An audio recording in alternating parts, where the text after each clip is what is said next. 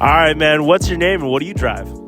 Name's Trevor, and I drive a 2011 STI. Pretty much had it since a year after it came out, and it's making roughly around 750, 800 horsepower to the wheels now.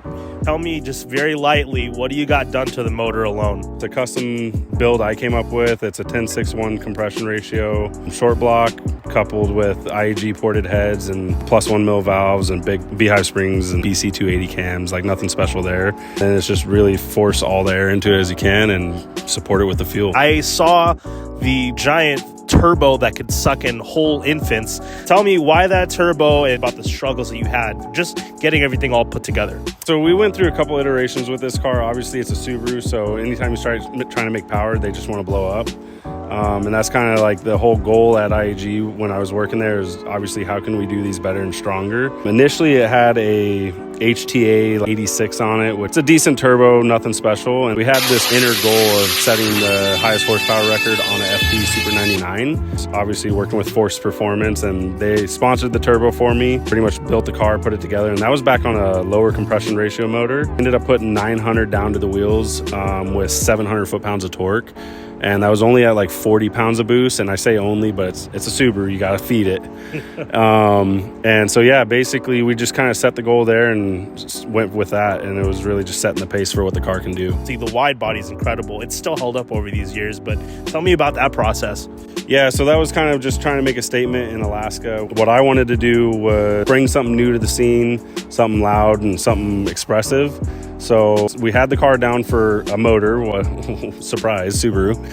While I was down for a motor, I had a good lineup on a Volk Ullman design Widebody kit, which is the kit that's on the car now. This is an original kit design, pretty much gutting the car down, ripping it apart, and just threw a full Widebody kit on it, and then started out measuring out custom wheel specs. CCW made these wheels special for this car. They're an 18x12 running a 315 tire on it all the way around, and they're in I think like a -17 offset. Keeping all-wheel drive, by the way. Yeah, keeping the all-wheel drive and trying to keep it from breaking. And then to offset that and really get everybody's attention, we went with a matte red aluminum wrap. It really had more of a copper tinge to it, and it really did what we were looking for. When it came out, everybody was pretty in shock of just what happened to the car, because the car was just always a stock body black STI hatchback that was just around town. This time around we went with a more adult color. Both times this car's been pampered by CCA. They definitely took care of the car. Found this new line on the forged carbon wrap that honestly convinces most people that there's actual forged carbon parts on this car. But come on, it's a Subaru. We were taking a look at just kind of your data logs and whatnot. Tell me a little bit about your last test run here. There was some pretty interesting data about that. Yeah, we were just doing some test runs, just trying to see where the car's at. You know, we got a new motor set up in here running higher compression. You know, we pushed it to about 42 pounds, 45 pounds of boost on the street. It's only running 16 degrees of timing, and from what we're estimating, and again, this is just estimation, it's sitting around 700, 750 wheel there. Again, we have, you know, dyno graphs of this car making 900. It's with all the same components other than just a lower compression motor, so that will tell you what you need to know. Gotcha. And then what fuel are you running right now? Pretty much straight ethanol. So E85, it runs a flex fuel sensor, so it makes it very dummy proof. You just pour in ethanol until you get to the percentage you want, and it's going to increase timing boost as time goes on. You did run this down the track. Tell me about that. And that's just before this build, obviously. I think it was about 7 years ago. We took it down to Alaska Raceway for one of the AK Honda days, presented by yours truly. And so basically we wanted to see what we could get the car to do. It was the first time really making what I would call serious Subaru power in Alaska. And it was making about 600. I think it dynoed 627 or something.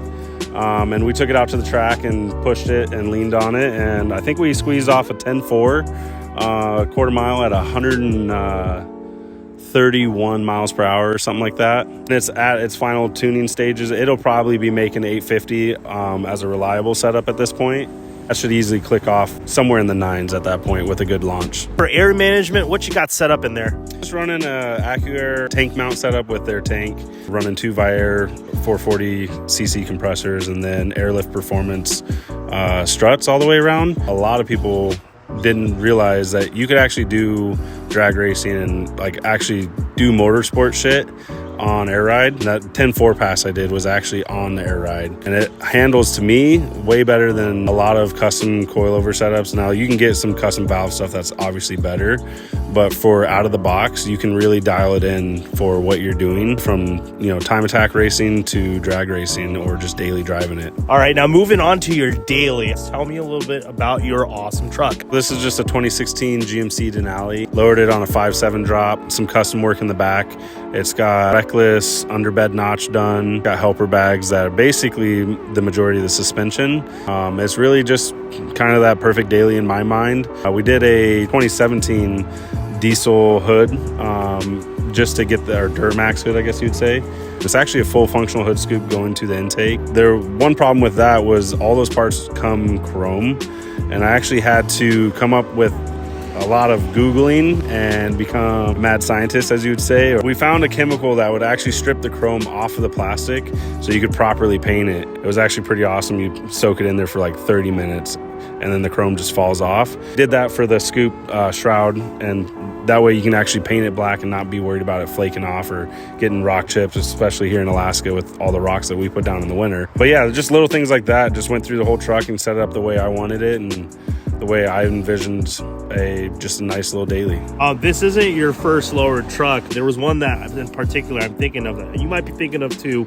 You drove a lowered truck and towed Evona in it, right? Yep. If I'm not mistaken. Tell me a little bit about that truck. It was a 2014 Chevy 1500 extended cab maroon truck, 5.7 drop. It was a piece together kit where we did DJM front, upper and lower control arms to get the 5-inch drop up front. And in the rear, we did a combination between McGowie's and Beltec's flip kits to actually get the rear drop. A couple years later down the road, all these different IHC and all these other different companies already started releasing these kits as a complete kit because they were seeing the trend. But yeah, we ended up doing the same thing with that truck. Lowered it, 5.7 helper bags in the rear. And I had an awesome opportunity of getting down to work for IAG and just get a wealth of knowledge from them. To do that, part of the deal was obviously getting there. We decided we were going to go get a 27-foot enclosed, put my car in it, my toolbox, everything me and my wife owned, and we're going to drive 4,700 miles and make it there, and hopefully it all works. It made the whole tow there. Unbelievable experience working for IAG for 3.5 years. Ended up getting to do a lot of race engine stuff with them, and we started having kids, and we decided home was really back in Alaska. And with that same truck, I loaded up another 27-foot enclosed trailer with even more crap because now I got kids and wife and everything going on down there. And we did the trek all the way back up. And sure enough, the truck made it, zero problems. And after that, I kind of realized I think I'm sticking with GM products, and that's when I got this truck. Tell me about a project, another lowered truck project that either you started about those. Yeah, so I had a 71 C10. Unfortunately, sold it when I was moving to IAG. Speaking of that, single cab short bed. I was in the middle of trying to do a full frame off restoration. That was where I learned a lot about welding and just general stuff like that I didn't know. Truck rolled around in town.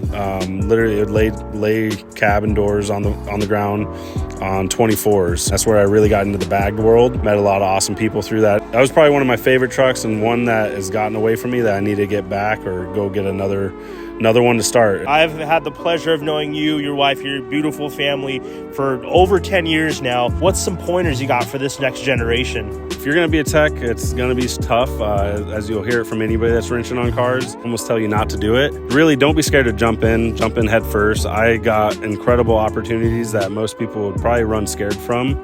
And honestly, I almost did. Nothing but knowledge to be learned, and it's probably one of your biggest tools in your toolbox. And soak up every bit of knowledge that you get from anybody. It'll only help you in the long run. The other point is go for your passion.